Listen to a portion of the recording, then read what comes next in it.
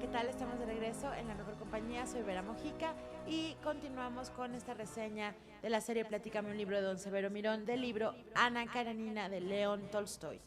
Y bueno, ya reseñamos su historia de amor, la situación con su esposo y cómo finalmente, presa de los celos y del miedo de perder a su amante, termina tirándose a las vías de un tren, este gran personaje Ana Karenina. Lo único que queda por decir es comentar algunos otros personajes que intervienen en esta obra, en esta gran obra de León Tolstoy.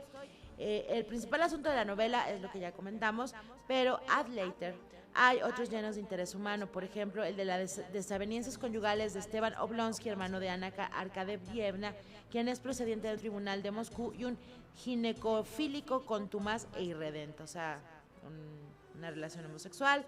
El romance y matrimonio de Kitty, hermana de Dolly, esposa de Esteban, con Constantino Levin, al que había despreciado porque Kitty estaba también entusiasmada por el conde Alejo Bronsky. Bueno, ese arrasaba con todas. Y cosa que hizo crecer los primeros celos en el espíritu de la suicida Ana Arkadyevna. La princesa Betsy Berosky, la condesa Lidia y los hermanos de Constantino Levin, el tísico soñador Nicolás Levin y el escritor Sergio Ivanich. Son otros de los tipos que aparecen en el transcurso de esta larga novela de más de 800 páginas que termina con un acto de contrición y fe de Alejandro Alejandrovich. Con una actitud casi beática, Alejandro Alejandrovich, antes rudo, adusto y circunspecto, da una índole suave a su existencia, una forma muelle a su conducta. Yo creo que toda la serie de vicisitudes por las que pasa Alejandrovich son precisamente para llegar a ese estado de unción, de acuerdo con la religión personal del autor, de León Tolstoy, en la que lo deplorable debe inducir a una lucha y el abatimiento debe producir estímulos. Eso me parece maravilloso. Finalmente la fe no es fanatismo ni tampoco es dogma. Creo yo que la fe es estímulo, es sentido de vida y es motivación para continuar adelante, pase lo que pase, mientras que estamos en esta tierra, en este plano, haciendo que hacemos, como que hacemos. Y bueno, ahora toca el turno, vamos a continuar con otro de los relatos de Platícame un libro de Severo Mirón, de otra de las reseñas, y toca el turno a otro gran clásico, muy romántico y muy también famoso y muy humano, que se llama María, ni más ni menos que María, de Jorge Isaacs. Yo no sé si ustedes recuerdan la película que se hizo con el actor Fernando Allende, donde él era el protagonista de esta obra. Y bueno, vamos a platicar sobre María, de Jorge Isaacs. Jorge Isaacs, vamos a darles una pequeña semblanza de él. Fue hijo de un judío natural de Jamaica y de una mestiza. Nació en Colombia en 1837. Fue un escritor melancólico, poeta elegíaco y político apasionado. Nunca se adaptó a sus contemporáneos y en esto tuvo mucho de común con su compatriota José Asunción Silva. Ambos fueron insatisfechos a lo largo y a lo ancho de sus vidas dedicadas a los ideales de libertad.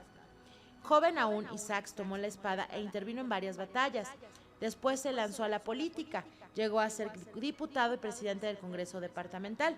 Posteriormente fue cónsul de su país en Santiago de Chile, donde tuvo una muy destacada actuación. Murió en 1895 a los 58 años de edad, muy joven.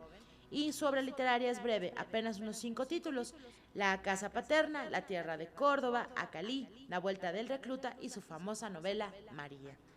María es la novela de los 15 años en la que, por encima del argumento en sí, resulta descollante el paisaje, un panorama polícromo repleto de sonidos de selva, de usos y costumbres subyugantes y de voces regionales con un sabroso color a campo americano.